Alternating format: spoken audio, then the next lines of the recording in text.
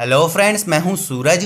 और जब आप रात के आसमान को देखते हैं तो आपको वहां पर चमचमाते हुए सितारे दिखाई पड़ते हैं। लेकिन जब हम इन तारों की गहराई में जाते हैं तो वहां पर हमें कई हैरान कर देने वाली चीज़ें मिलती हैं। हमारे कई महान वैज्ञानिकों का कीमती समय व उनकी कठिन तपस्या, साथ में आधुनिक होते हुए टेलीस्कोप्स की मदद से यूनिवर्स में मौजूद अलग अलग ऑब्जेक्ट्स को हम देखते हैं, जिनमें काफ़ी चीज़ें बेहद ही ज़्यादा रहस्यमयी भी होती हैं। जैसे आप इसे देखिए।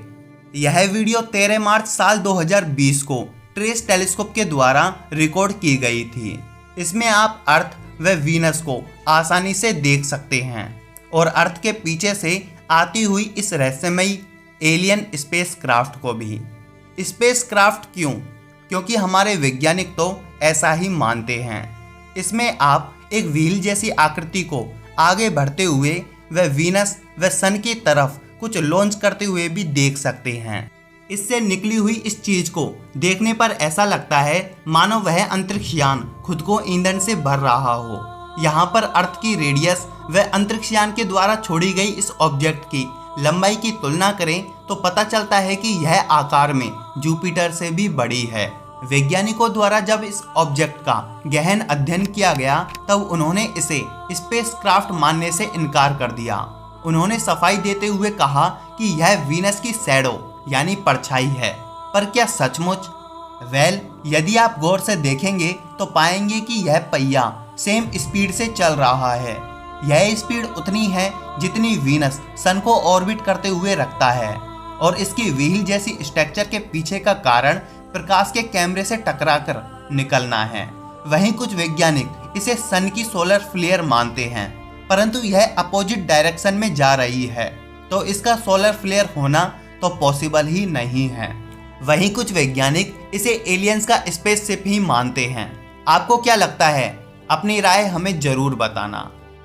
बात है 31 अक्टूबर साल 2015 की, जब करीब 600 मीटर डायामीटर का एक एस्ट्रॉयड हमारी धरती से करीब 4,86,000 किलोमीटर की दूरी से गुजरा और इसने सभी को, जी हाँ, जिसने भी इसे उस समय पर देखा उन सभी को इसने डरा दिया।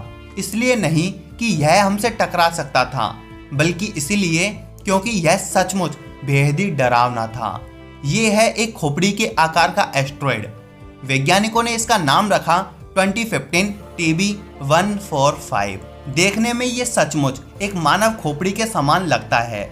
हमें इस पर 2 डार्क स्पॉट्स भी नजर आते हैं जो देखने में बिल्कुल आंखों के जैसे लगते हैं, और इसी कारण वैज्ञानिकों ने इसे स्कल एस्ट्रॉयड का नाम दिया। हैरान कर देने वाली बात तो ये है कि साल 2015 से पहले हमें इसके बारे में कुछ भी नहीं पता था और अचानक से यह हमारे इतने नज़दीक आ गया। आप जरा सोचकर देखिए, यदि यह हमारी धरती से टकराता तो हमारा हाल भी इतिहास में घटित हुए डायनासोरों के हाल जैसा ही होता। सचमुच यह किसी मौत से कम नहीं है। बात है 11 फरवरी साल 1960 की। यूएस नेवी के द्वारा स्पाइस सैटेलाइट को ट्रैक करने वाली रेडार की स्क्रीन पर एक डार्क अननोन ऑब्जेक्ट हमें नजर आई, जिसे नाम दिया गया डार्क टम्बलिंग ऑब्जेक्ट, क्योंकि यह स्पेस में गुड़कता हुआ नजर आ रहा था। पहले तो यूएस नेवी को लगा कि यह सोवियत की कोई स्पाइस सैटेलाइट है, परंतु बाद में पता चला यह न तो सोवियत के द्वारा और न ही अमेरिका के द्वारा लॉन्च की गई है। तो स्पेस में नजर आती यह डरावनी ऑब्जेक्ट आखिर थी क्या?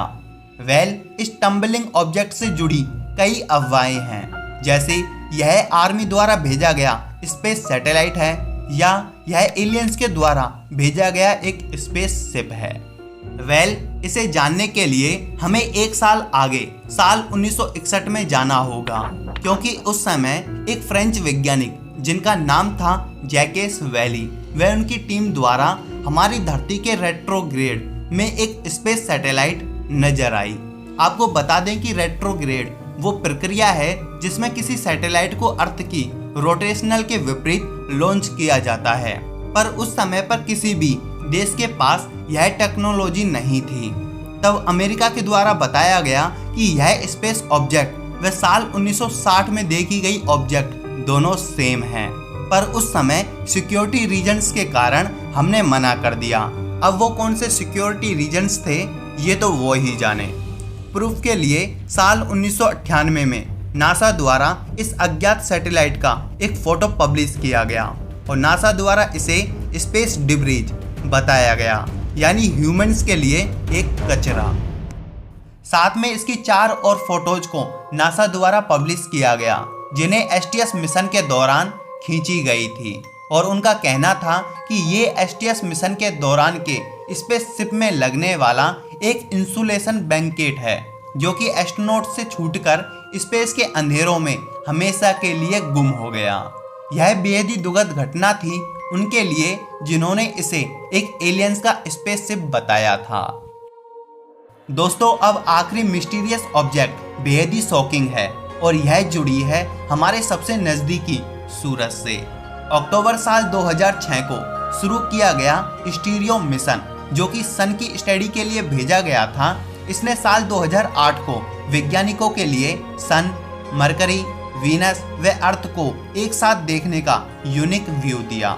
2 लगभग एक जैसी ऑब्जर्वेटरी से बने स्टीरियो ने सूर्य से पृथ्वी तक एनर्जी व मैटर के फ्लो का पता लगाया।